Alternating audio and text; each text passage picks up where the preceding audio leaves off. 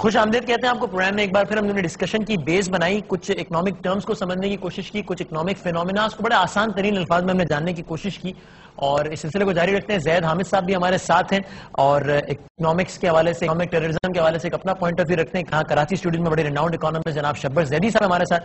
زیدی صاحب پہلے تو آپ بتائیں, آپ اس تھیوری سے ایگری کرتے ہیں؟ وہ یہ کہتے ہیں کہ ہمارے اپنے کوئی اکنامک مینیجرز ہیں ہی نہیں, سارا بجٹ امریکہ میں بنتا ہے, واشنگٹن, ورلڈ بینک یا نیملی آئی ایم ایف کا انہوں نے نام لیا, آئی ایم ایف ڈکٹیٹ کرتا ہے. لیکن دو باتیں کی زید صاحب نے. پہلی بات انہوں نے کی کہ آج ملک دیوالیہ ہے. میرا اس میں بالکل ایک مختلف سوال ہے کہ اگر یہ آج اس دیوالیہ ہے تو ملک کب دیوالیہ نہیں تھا؟ فرام ڈے ون دیوالیہ تھا کیا؟ جی میں کہہ رہا ہوں, دیکھیں ہمارا 60 سال سے لے کر 1947 سے لے کر آج تک ایکسپٹ فار فیو ایئرس ہمیشہ ٹریڈ ڈیفیسٹ نیگیٹو میں رہا ہے. ہم نے ان ڈالر ٹرمز ہمیشہ امپورٹ زیادہ کی ہے, ایکسپورٹ کم کی ہے, یا تو قرضہ لیا ہے یا بھیک مانگی ہے. تو یہ جو آج شکل ہے یہ آج بھی تھی, پہلے بھی ہے. ٹھیک ہے. تو اور ملک دیوالیہ اس طرح نہیں ہوتے جس طرح اور وہ ہوتے ہیں, جس طرح ایک عام آدمی, جس طرح کہ پرائیویٹ کمپنی, اس طرح ملک کی شکل تھوڑی مختلف ہوتی ہے. اچھا, تو میں اس بات سے ایگری نہیں کرتا. دوسری بات جو زید صاحب کا یہ کہنا ہے کہ ہمارے اکنامک مینیجرز نہیں ہیں, شوکت ترین صاحب چلے گئے, سلیم رضا صاحب چلے گئے یا آگے, میرا اپنا خیال ہے کہ جو ایشوز ہیں, اگر آئی ایم ایف کی سوچ بھی وہی ہے جو میری سوچ ہے, تو اس کو ہم آئی ایم ایف کی سوچ نہیں کہیں گے. آج جو سولوشنز اگر مجھے آئی ایم ایف دے رہی ہے, اگر وہ سولوشن میرے بھی ہیں تو مجھے اس کی بات مان لینی چاہیے. یہ میرا سولوشن تو نہیں ہے کہ بجلی 6% مہنگی ہو جائے, ویلیو ایڈڈ ٹیکس لگ جائے. آپ آئی ایم ایف کو یقین دہانی کرتے ہیں کہ ہم مہنگا کر دیں گے, ہمیں پیسے دیں گے, تو یہ میرا تو سولوشن نہیں ہے. آئی ایم ایف کے قصے کو میں کسی کو پروٹیکٹ نہیں کر رہا, آئی ایم ایف کو میں نہ یہ کہہ رہا ہوں کہ ہمیں قرض لینا چاہیے تھا, مگر جو بیلنس آف پیمنٹ کرائسس ہمارا 2008 میں آیا تھا, 2008 میں بیلنس آف پیمنٹ کرائسس آیا تھا جب پیٹرول کی قیمت $140 پہ چلی گئی. ٹھیک ہے. جو ہم نے قرضہ لیا تھا وہ اس کرائسس کو ختم کرنے کے لیے لیا تھا, اور کسی بھی اکنامسٹ کو آج پاکستان میں بلا لیں, اس وقت ہمارے پاس کوئی سولوشن نہیں تھا. اور اسی ٹی وی کے پروگرام میں ایک دن آیا تھا, اس نے کہا تھا کہ کل ڈالر 150 روپے کا ہو جائے گا. تو یعنی آئی ایم ایف کے پاس جانے کے علاوہ اس وقت ہمارا کوئی اور چارہ نہیں تھا. ہاں دیکھیں, آپ جذباتی باتیں کر کے آپ قوم کو کے بیسک ایشوز کو سیٹل نہیں کر سکتے. جذباتیت پہ بات, بنیادی بات, ٹھیک ہے, بنیادی بات دیکھیں, بنیادی بات کو سمجھنے کی کوشش کریں. پاکستان ایز اے ملک ہمیشہ اپنی آمدنی سے زیادہ خرچ کرتا رہا ہے. ہم بنیادی طور پر ایز اے پاکستانی ہم شاہ خرچ لوگ ہیں. ہم نے کبھی اپنی جیب نہیں, ہم سے مراد ایک عام آدمی ہمارے پورا پاکستان, پورا حکمران نہیں, حکمران بھی اور ہم سب بھی. ہم وہ 40 گاڑیوں کا پروٹوکول جو جاری ہے, 40 گاڑیوں کا پروٹوکول اپنی جگہ پر ہے, مگر جب ہمارا آدمی سعودی عرب جاتا تھا اور واپس آتا تھا, اس کے بعد ٹرالی میں ٹی وی, واشنگ مشین اور یہ سب ہوا کرتی تھی. اور یہی جب بندہ انڈین آتا تھا واپس تو وہ ڈالر لے کے آتا تھا, سامان لے کے نہیں آتا تھا. ٹھیک ہے, ہم مزاجن ہم لوگ ٹھیک ہے. زید حامد صاحب ایک تو ہے کہ وہ یہ اس بات پہ ایگری نہیں کرتے جو آپ نے آئی ایم ایف کے بارے میں تھیوری سنی, آپ نے ان کی پوری بات چیت بھی شبر زیدی صاحب کی. اور دوسرا وہ یہ کہتے ہیں کہ دیوالیہ تو ہم پہلے دن سے ہی تھے, اور ایک ایسے اسٹیج پر آ گئے تھے کہ جہاں پر ہمارے پاس کوئی اور چارہ نہیں تھا سوائے اس کے کہ ہم آئی ایم ایف کے سے جا کے پیسے لیتے اور اپنے خرچے پورے کرتے. بالکل ویسے ہی جیسے ایک عام آدمی کے جب خرچے بہت زیادہ ہو جاتے ہیں, پیسے نہیں ہوتے, تو نہ چاہتے ہوئے بھی اس کو کہیں نہ کہیں سے قرض لینا پڑتا ہے. دیکھیے وسیم, ایک بات ذہن میں رکھیے گا, اس وقت پاکستان کی تاریخ میں پچھلے 2 سال میں ہم نے آئی ایم ایف سے جتنے قرضے لیے ہیں, پریکٹیکلی آپ پچھلے 60 سال کی تاریخ اس سے پہلے کی اٹھا کے دیکھ لیجئے, کوئی تناسب نہیں ہے.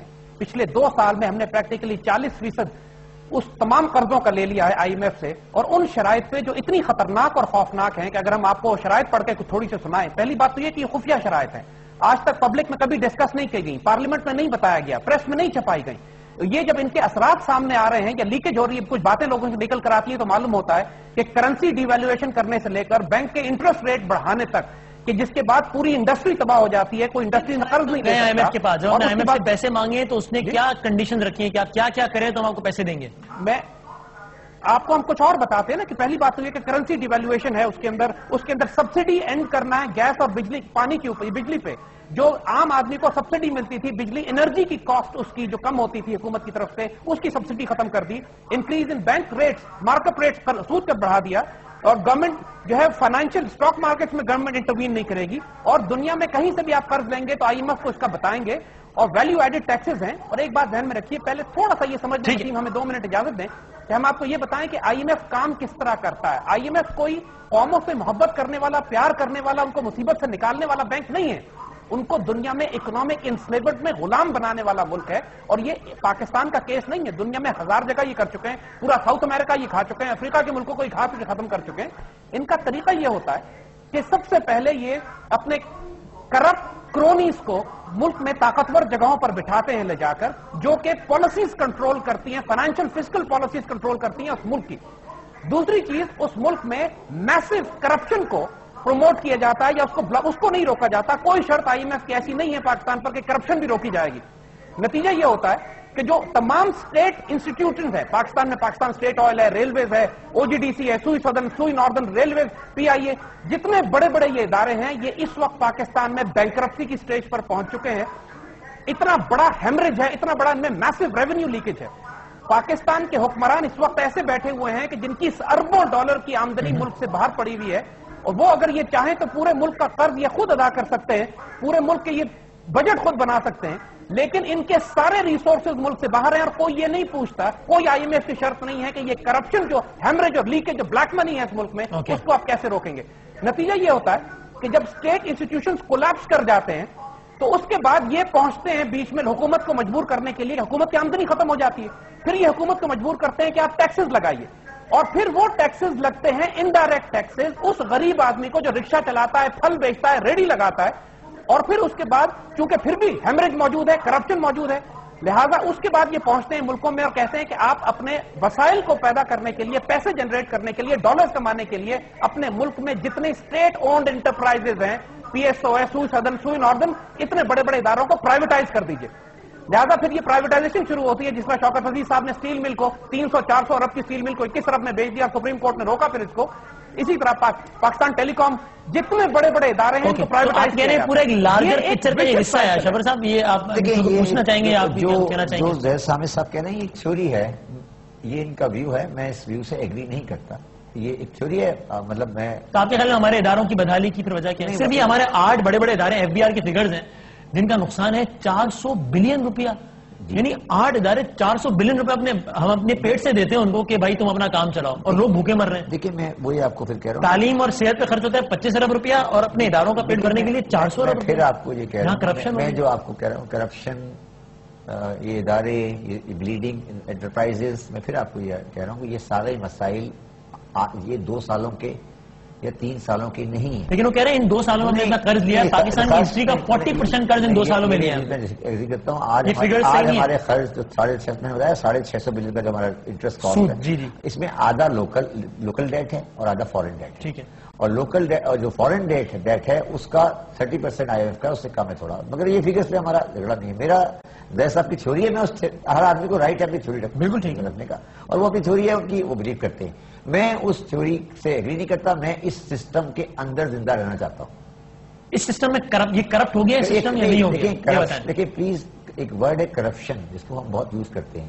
ایک ہوتی ہے کرپشن, فائنینشیل کرپشن, ایک ہوتی ہے انٹلیکچوئل کرپشن. ٹھیک ہے, پاکستان انٹلیکچوئل کرپشن کا شکار رہا ہے 62 سال سے. ٹھیک ہے, اور فائنینشیل کرپشن کا رہا ہے نہیں, اس فائنینشیل کرپشن اس سے انٹلیکچوئل کرپشن کا رزلٹ ہوتی ہے. اچھا, جب آپ کسی ملک کو سیکورٹی اسٹیٹ بنائیں گے 62 سال سے, اور اس 62 سال میں اس ملک کے بارڈر ہمیشہ کھلے رہیں گے, اور ملک کو نظریوں کی بنیاد پہ چلایا جائے گا, اور تعلیم, صحت اور ڈیولوشن کو سبجیکٹ نہیں بنایا جائے گا, ملک کے بنیادی مسائل کو نہیں لایا جائے گا, نظریات اور عقائد کو آگے لایا جائے گا, اور ایک یوٹوپین نظام کی بات کی جائے گی, تو ہر قوم اسی نتیجے میں پہنچے گی جس نتیجے میں آج ہم پہنچے ہوئے. مجھے ایک سوال کا جواب دیں, یہ گورنمنٹ آئی, اب of course this is not a political show, لیکن میں آپ کہہ رہے ہیں فائنینشیل کرپشن میں ایک سوال پوچھنا چاہ رہا ہوں. میں نہیں کہہ رہا فائنینشیل کرپشن نہیں ہے, میں صرف یہ کہہ رہا ہوں جب آپ intellectual corruption since the beginning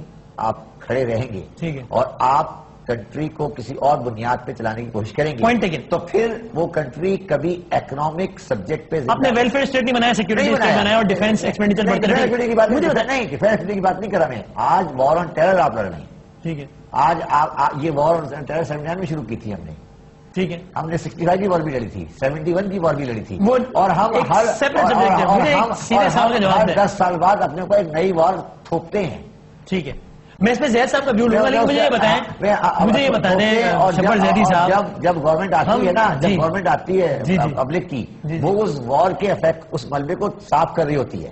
اچھا 3 جنگیں 3 فوجیوں نے ہمارے اوپر تھوپی ہیں، اچھا ٹھیک ہے، اور ہم جب آتے ہیں والد بیلٹ بکس سے ہم اس کو ملبے کو صاف کر رہے ہوتے ہیں.